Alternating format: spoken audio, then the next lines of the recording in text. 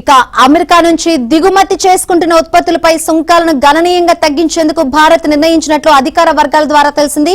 అయితే అభివృద్ధి చెందిన దేశాలతో వాణిజ్య బంధాలను బలోపేతం చేసుకునేందుకు తీసుకుంటున్న విస్తృత చర్యల్లో భాగంగానే భారత్ ఈ నిర్ణయం తీసుకుంది తప్ప ట్రంప్ ఒత్తిడికి తలొగ్గి కాదని ఆ వర్గాలు చెబుతున్నాయి. గతంలో కూడా Australia, United Arab Emirates, Switzerland, Norway దేశాల ఉత్పత్తులపై సుంకాలను ద్వైపాక్షిక వాణిజ్య ఒప్పందాల మేరకు తగ్గించిన విషయాన్ని గుర్తు చేస్తున్నాయి.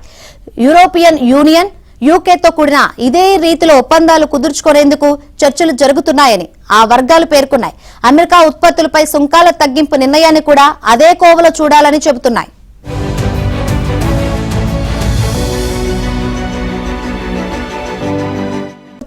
గతంలో కూడా Australia, United Arab Emirates, Switzerland, Norway దేశాల ఉత్పత్తులపై సుంకాలను ద్వైపాక్షిక వాణిజ్య ఒప్పందాల మేరకు తగ్గించిన విషయాన్ని గుర్తు చేస్తున్నాయి.